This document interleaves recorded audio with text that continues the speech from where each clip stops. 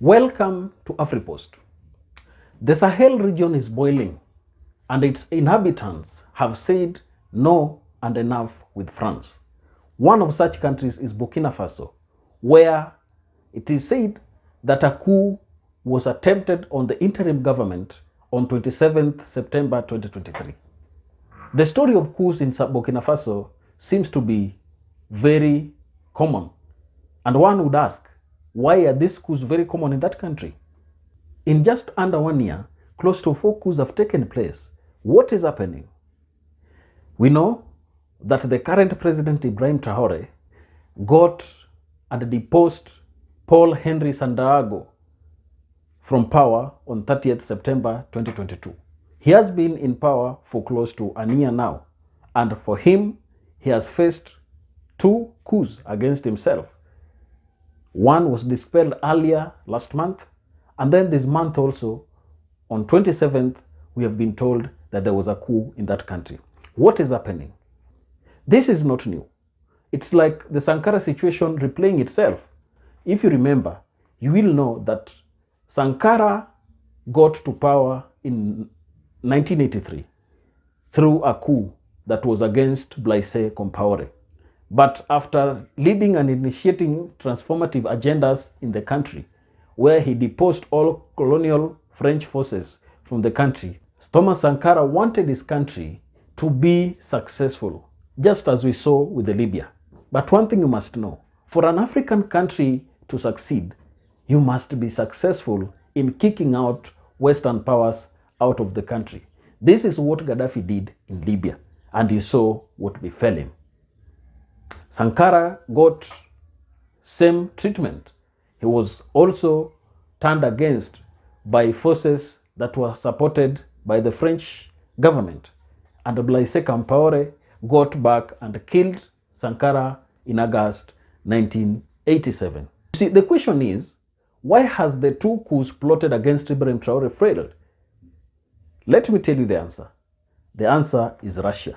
Before you get me wrong, Russia does not have its Wagner forces fighting against the coup plotters, but it has a very important ingredient of security, and that is intelligence. The level of intelligence sharing that Russia has had with the current Sahel region coup leaders has been astronomical.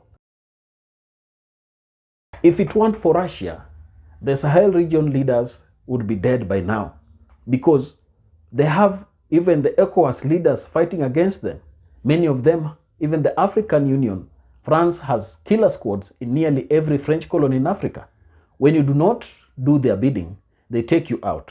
For instance, Nesangibe Eyedema of Togo headed one of these squads for France and succeeded in killing leaders, and in fact, that is what he got to power with in Togo.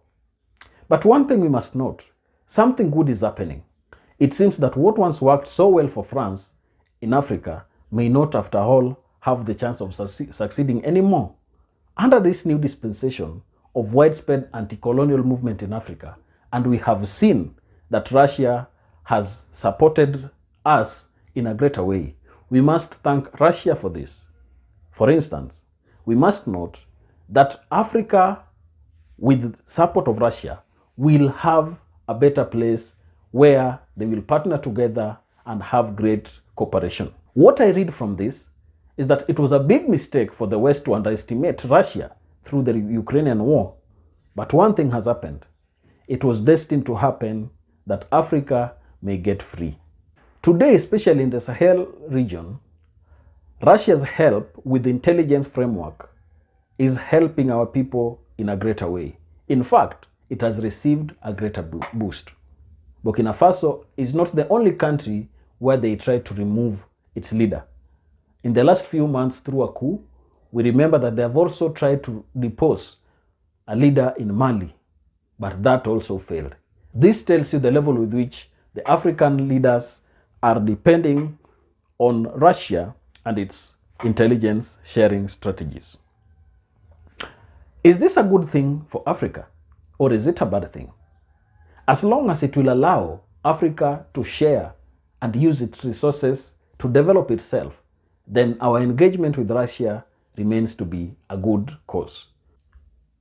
But if it will be something like Russia is also taking up space to recolonize Africa, then this will be bad. But looking at the Africa-Russia summit that was held in Russia by President Vladimir Putin, I must say that Russia is looking for a partner and not someone to colonize. Thank you, and let's meet in our next video. Goodbye.